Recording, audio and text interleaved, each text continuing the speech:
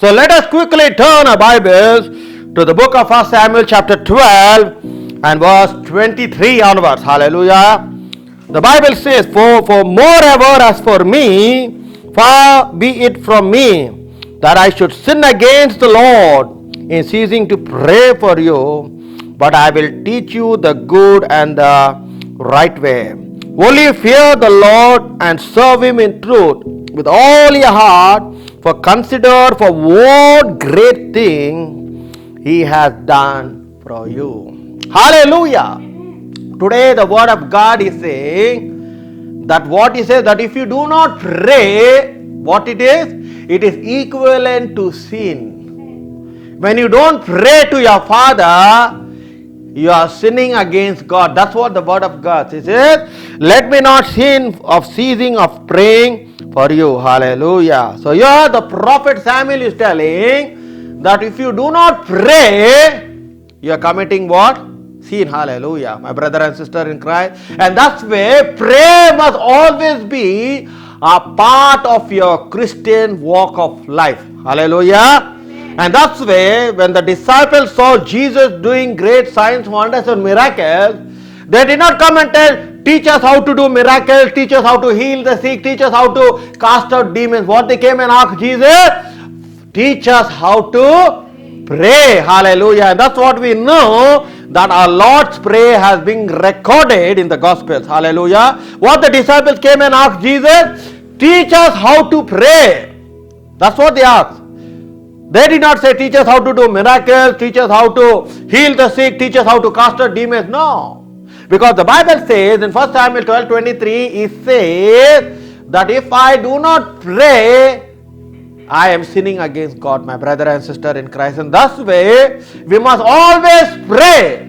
Hallelujah. We must always pray without ceasing. Hallelujah. Hallelujah. That's why I say that prayer must always be a part of our life. Now let us look into Job chapter 21, okay, and verse 15 onwards. Hallelujah.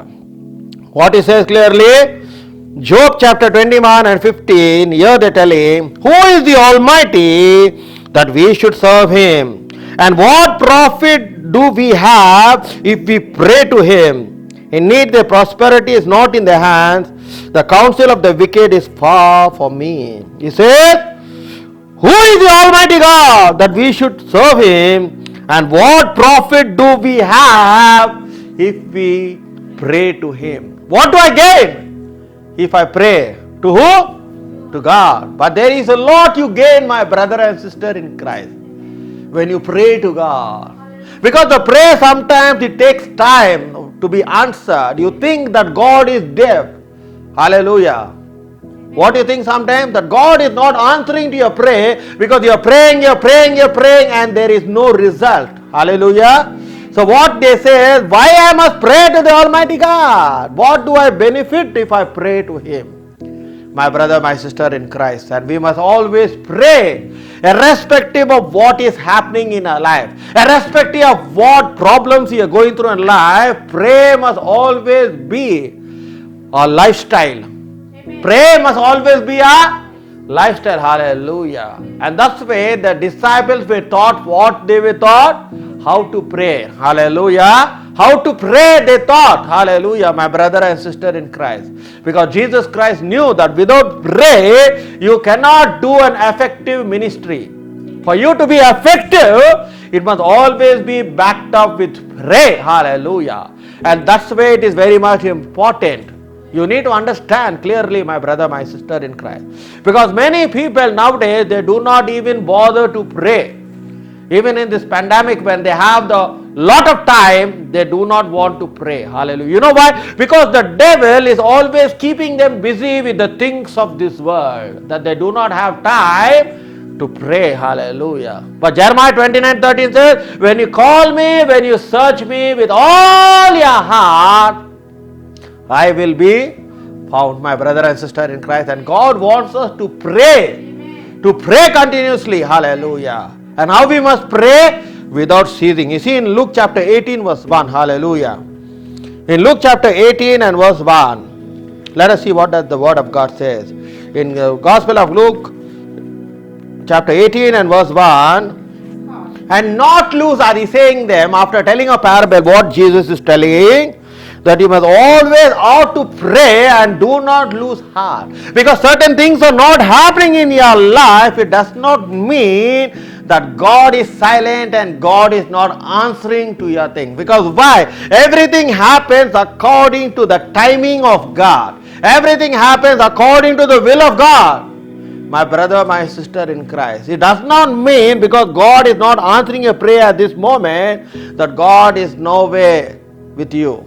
Many people, they think in that way, my brother and sister in Christ. Hallelujah. And that's what the devil tries to deceive a believer by telling, see, you are fasting and you are praying, but your prayer is not being answered. Then it also puts a doubt. What it puts a doubt? In the believer's mind. Hallelujah. That God is not there and God is not answering a part. Hallelujah. The same thing happened even in the life of Daniel.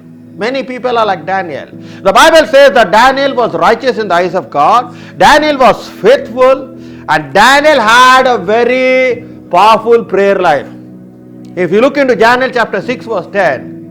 In Daniel chapter 6 verse 10, what does the word of God says? That he moved himself towards Jerusalem and 3 times a day he prayed.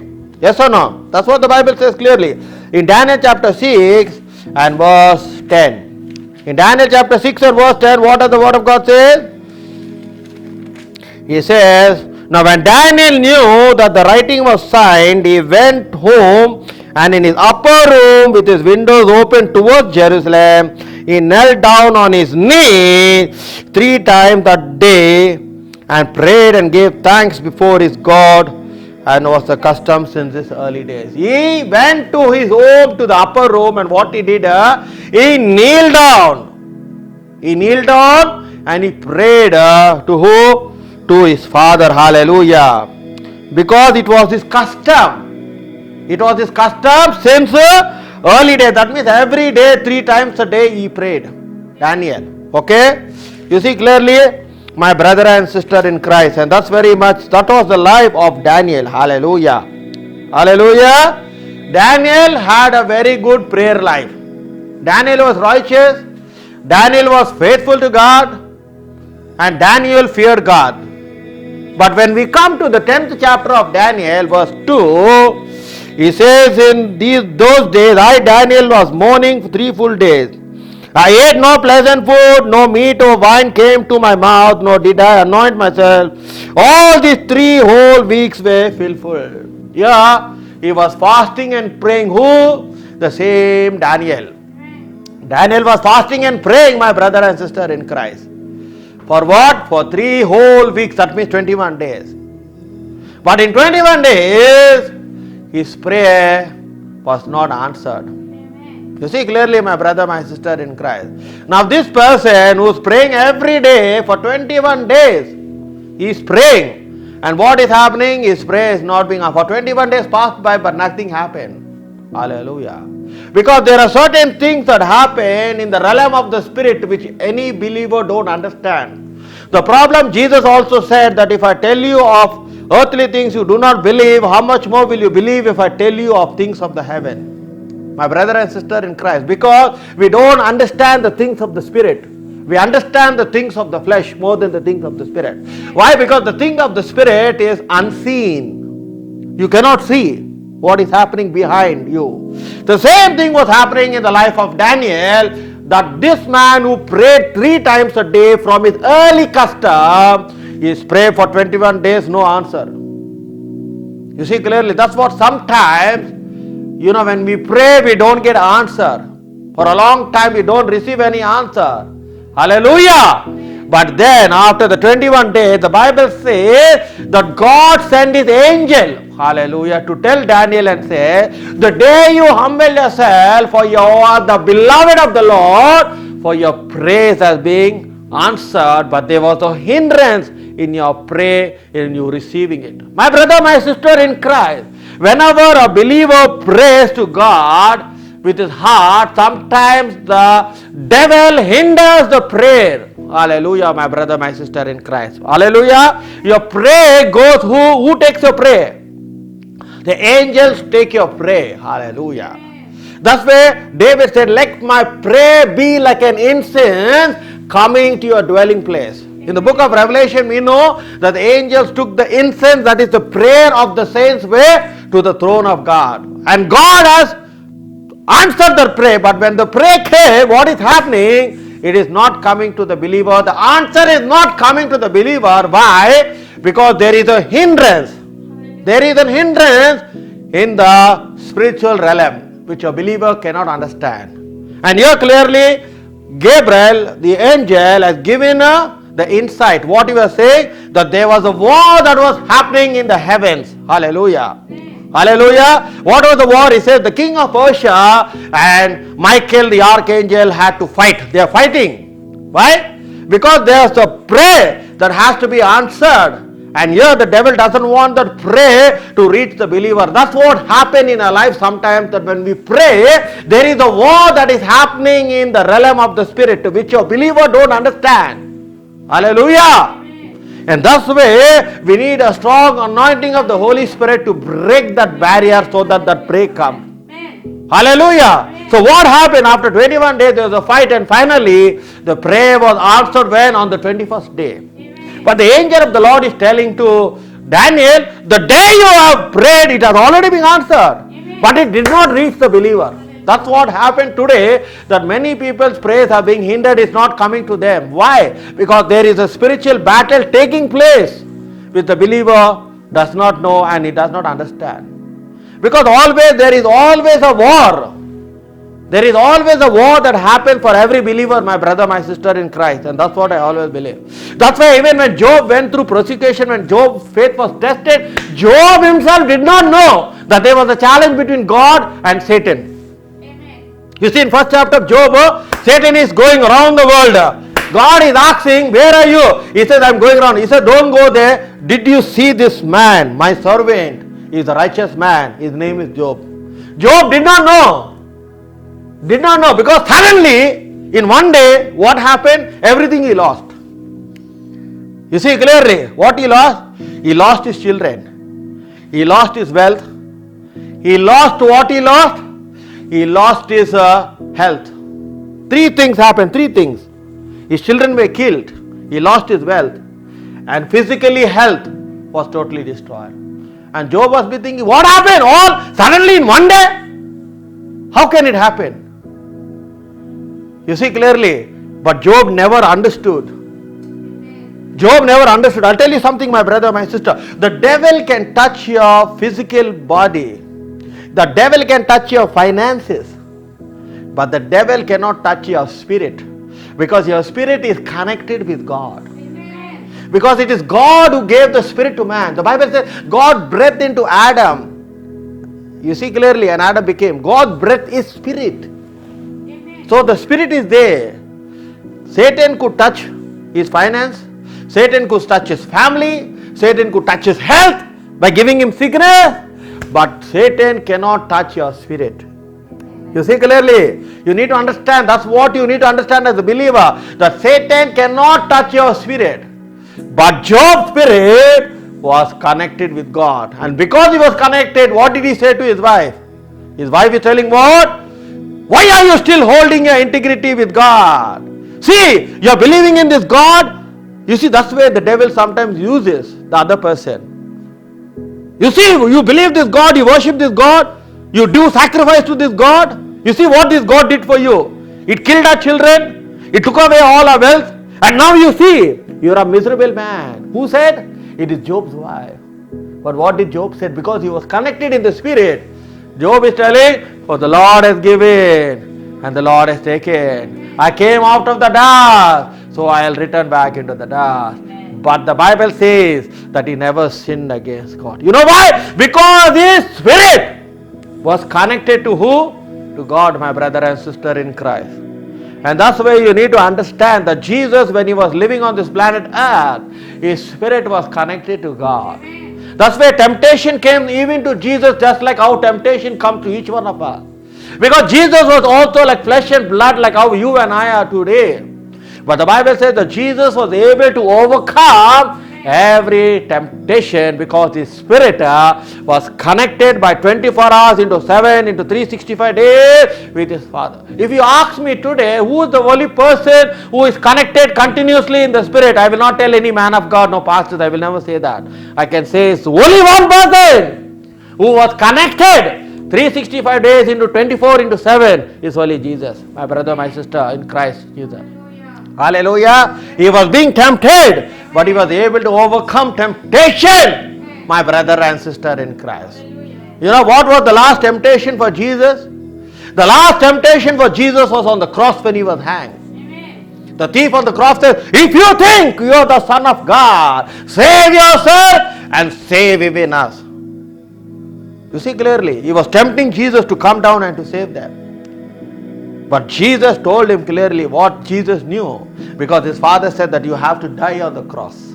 Hallelujah. You mean to say Jesus could not command his angels and bring him out here? He could. Many times Jesus has said those words. When the disciples came to Jesus and said, do you want to bring fire? Do you want us to bring fire from heaven? Just like how Elijah brought. What did Jesus say? If I command my angels, will they not come? So what you think that Jesus was, he could not save himself or save even the two thieves that were hung on the right and left? No, he could. But he came to fulfill the prophecies upon his life. He came to do the will of God. That's why when he was in the Garden of Gethsemane, he said, it's not my will, but let it thy will be done. What was the will of the Father? That Jesus Christ died on the cross, and here the devil is tempting him on the cross by telling, if you are the Son of God, save yourself and save us. You see, my brother and sister in Christ, even the devil did not leave him that. But Jesus Christ died. He says he gave up his spirit. Hallelujah. And that's how, because he was obedient to his Father, he was able to raise back from the dead and said, all power in heaven, in authority in heaven and earth and under the earth has now been given to me by my Father, my brother and sister in Christ. And that's why we need to clearly understand that we must always pray without ceasing. Now when I say pray, there are two types of prayer.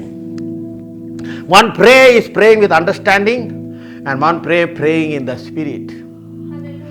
Paul says clearly in the book of Corinthians, he says, I pray in the Spirit, I pray with understanding, I sing in the Spirit, I sing with the understanding. Now people don't understand by praying in the Spirit is more effective than even praying in the understanding.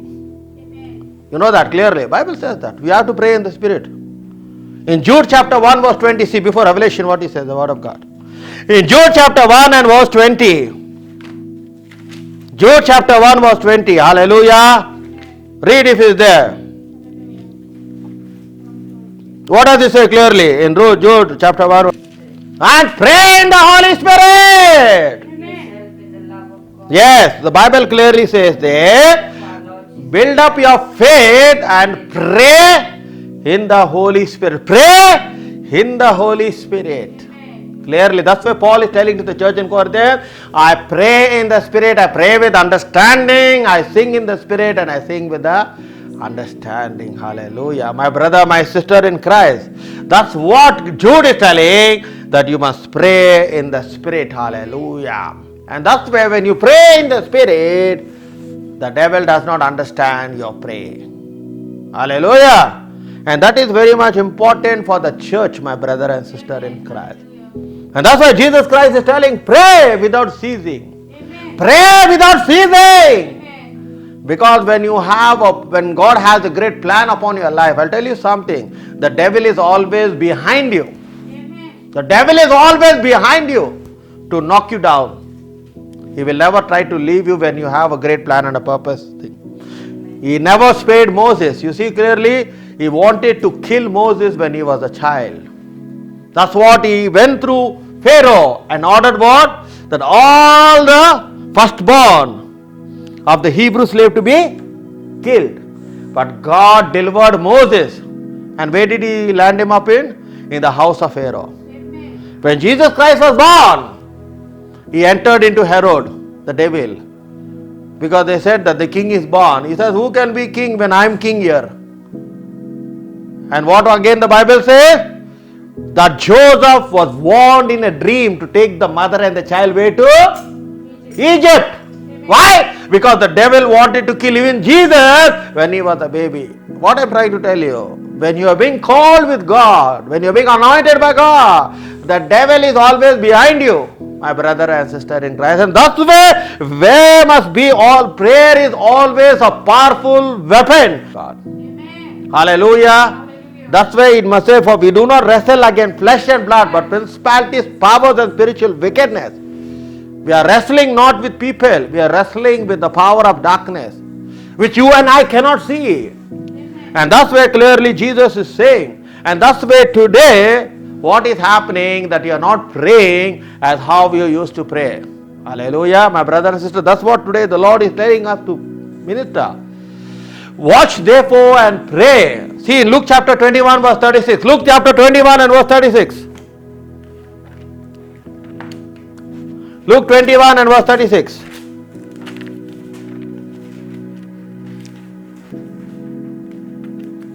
Gospel of Luke chapter 21.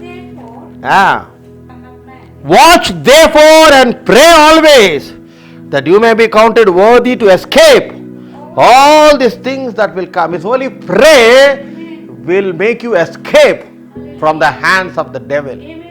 My brother and sister in Christ, that's what it is. Pray will deliver you from your situation, from your circumstance. It will bring protection over your life. And that's why it says, watch and pray. Watch and pray. And that's what Jesus, even in the Garden of Gethsemane, was telling. Watch and pray for 1 hour. But what they were doing, the devil made them to sleep. That's why when you want to pray, you will feel sleepy. Hallelujah. But when you're watching a movie, you will not feel sleepy. When you're doing other things, you will not feel sleepy. But when I say, come on, let's go to pray, then only you will say, oh, let me sleep. The same thing the devil did to the disciples. Jesus is praying in the Garden of Gethsemane while the disciples are sleeping. And Jesus says, can you pray for me for 1 hour? He didn't tell pray 24 hours. If he would have told 24 hours, they would have finished.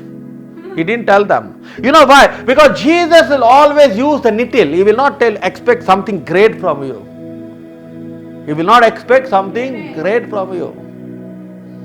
That's what even the servant girl of Naaman, when he came to the river Jordan, and what the prophet Elisha said, go and dip yourself 7 times that you may be healed of your leprosy. And this man is frustrated. He said, are the rivers of Damascus in Syria, are they not cleaner? And what is this prophet Elisha is telling me to go and dip in this dirty water? But the servant of God was a Christian, I can tell. How? She says, if the prophet have told you something greater things than this, would you not do? He says, yes, I would have done. So what is there? He's just telling you simple things to do. That's how Jesus uses the simple things. That's how Jesus said 1 hour is enough, not 24 hours. But they were not even to pray for that 1 hour because the devil made them to sleep. And that's how today the church is sleeping. The church is sleeping, my brother, my sister in Christ. There's no prayer, there's no anointing, there's no presence of God. Why? Because the church is sleeping. Hallelujah. The devil is making the church to sleep. And now during this pandemic, many people have now become more lazy. They become more lazy. You see clearly. Because the devil's plan is to deceive the church. The main plan of the devil is to deceive a believer. He was able to deceive Adam and Eve in the Garden of Eden. It's the same thing, is deceiving the church, my brother, my sister. And today the Lord is telling that we need to pray without ceasing. Watch. He's saying watch and pray. Watch and pray. Always pray, pray, pray. Continuously pray. Hallelujah. No matter whether your prayers are answered or not, but pray, pray. Because one day your prayers will surely be answered. God has not forgotten your prayers, my brother and sister in Christ. Continue to pray until the light breaks out of darkness, my brother and sister. The Bible says, for darkness will cover the face of the earth, but the glory of the risen Lord shall shine upon who? Upon his people. And that's where we must pray. And that's what today the Bible is saying. The Samuel said that if I do not pray, what is happening? It is sin. Now I do not know how many people know this. They always quote and say, oh, because Adam and Eve disobeyed God in the Garden of Eden, thus sin came. Yes, it is true. But here, Samuel is telling that if you do not pray, it is equivalent to sin. That means if one day you forget to pray, that means you are sinning against God. That's what the Bible says clearly. That's why you see what Paul is telling in Romans chapter 1 verse 9. Before I finish, see in Romans chapter 1 verse 9, very powerful praise. For God is my witness, for whom I serve with the Spirit in the gospel of His Son, that without ceasing I make mention of you always in my prayer. He says, oh, God is my witness. That what? That I am praying for you without ceasing, my brother and sister. Without ceasing, I mention of you always. What? In my prayer. That's why we must pray for one another. Paul is telling. I am telling? No. He says, God is my witness. Whether you believe me or you don't believe, don't matter. But God knows that I am praying for you. We have to pray for one another, my brother, my sister in Christ, so that you do not become a target of the devil. And sometimes, I'll tell you something, we are always limited in the flesh, but we are not limited in the spirit. That's why you can pray for someone from here and someone in India or in America can get healed. Why? Because we are not in the flesh, we are limited in the flesh, but not in the spirit. That's why the word of God says in Psalm 107:20, He sent forth His word and healed those who were diseased. That attribute Jesus had. That's why when the centurion came to him and begged Jesus and said, you know, my servant is at the point of death. And he said, I am a man of honor. If I tell one servant sit down, he will sit down. If I tell one servant get up, get up. He said, I am not worthy for you to come to my house. But if you say one word, my servant who's living so many miles, he can be healed. Amen. See, that was his faith. Amen. Jesus said, I never saw such faith in the whole of Israel. They must have thought, oh, maybe he will invite me to his house. But this man's faith was different. He said, I don't want you to come because I am a man who is not able to honor you. But if you say, he says, at a command, whatever is the position of your servant, he will not die. And immediately when the centurion went back, he met another servant and he said, do not worry, for your servant who is sick is being healed. And the Bible said that he remembered that hour in which Jesus spoke, my brother, and he believed. He believed, my brother. You see that? The power of prayer can take you anywhere, any part of the world. Amen. It can bring healing. What you need to receive in the prayer is faith. That's why I say, your faith will not work for my faith and my faith will not work for your faith. That's why the Bible says that Jesus was not able to do any miracle in Nazareth. Why? Because of the lack of faith. It's not that Jesus can't do miracles. It's not that Jesus can't heal the sick. It's not that Jesus can't raise the dead. It's not Jesus that cannot cast out demons. He said because of the lack of faith, he was not able to do miracles. That's why your prayer must have the faith. And what is the faith that Jesus is expecting you? He says, if you have faith as a mustard seed, is enough for me to do a miracle. Faith as a mustard. I tell you something, what I told you. Jesus will always take the least. He will not take the greatest thing. He will always take the least. He said, if you have faith as one mustard seed which maybe you can see or you cannot see with your eye, you have that, that's enough for me to do the miracle. Because all things are possible only for those who believe. The Bible says in Mark 11:24, whatever you ask in prayer, if you believe it that you have received it, it belongs to you. You must believe before you receive. Problem with many people, they cannot believe. Because even during the time of Jesus Christ, there were people who didn't believe what he was saying. In Gospel of John 4:40 it says, unless you see, in John 4:40 it says, unless you see signs, wonders and miracles, you will not believe. They didn't believe him. When Jesus spoke something, they didn't believe him. They said, oh, let me see miracle, let me see healing, then I will believe. There were two types of people during the time of Jesus Christ. There were one people who just believed in whatever he said. The other person, no, we must see. So in John 4:48, what does he say? Clearly the Bible says, read anyone who is there. John 4:48. Gospel of John chapter 4:48. Hallelujah. What the Bible says clearly, he said, then Jesus said to him, unless the people see signs and wonders, you will not believe. You will not believe. You will not believe. Who's telling? Jesus is telling you not believe. That's why he was not able to do miracles in other places and other cities because of the lack of faith. Because it is your faith that produces a miracle in your life. Amen. And faith is what? In Hebrews chapter 11 verse 1, it says faith is the evidence and the substance not seen. Amen. You don't see faith. Hallelujah. Show me your faith means you cannot show me. Why? Because it cannot be seen. Amen. You see? Show me your faith. You cannot show. How you will show? But you believe. Yes, I believe. You will receive. That's what Jesus Christ said. That's what he says. For we do not walk by faith. We do not walk by sight, but we walk by faith. Hallelujah. Amen. And that's where the book of Hebrews 11 was written about faith. How they received the miracles. How they were delivered from the den of lions. Amen. How they crossed over the seas. Hallelujah. Is because of their faith.